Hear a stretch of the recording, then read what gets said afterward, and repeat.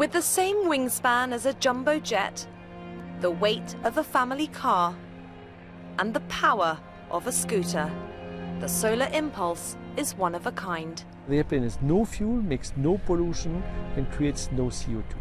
It has 12,000 solar cells across its wings, 4 electric propeller engines, each with a battery pack, with room for just one passenger, the pilot.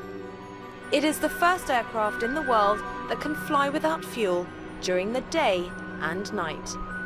We don't just want to fly. I mean, we want to show what can be done with these technologies. We can keep our quality of life, but reduce our energy consumptions, reduce our dependence on oil.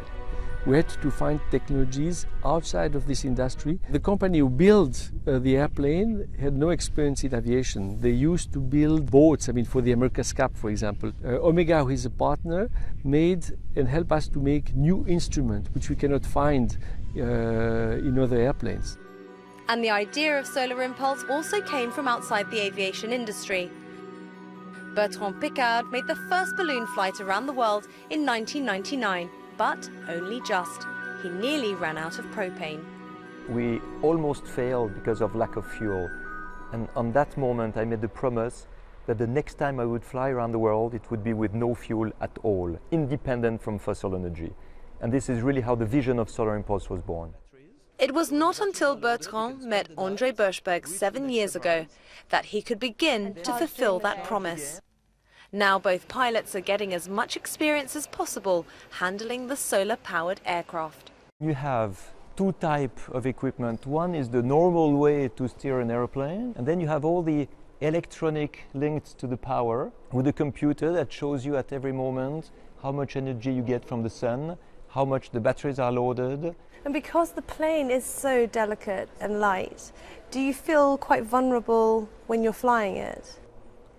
Actually, I don't feel vulnerable, but I feel that it's a big responsibility to fly the plane when you know how many people worked to build it during the last 7 years.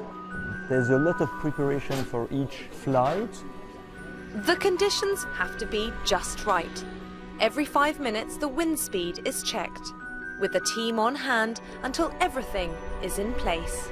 We're about an hour away from takeoff, which gives the engineers some time to make some final checks to check that everything in the cockpit is all right and the solar cells on top of the wings.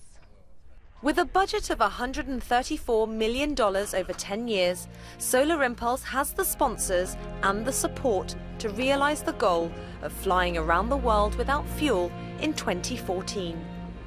An airplane like this has never been done before. When the Wright brothers did the first flight in 1903, it took 25 years for Charles Lindbergh to cross the Atlantic. He did it alone. Another 25 years to have 100 passengers fly over the Atlantic. As the Solar Impulse takes flight, André and Bertrand also want their place in history as pioneers in flight. Aisha Dergahi, CNN, Payerne, Switzerland.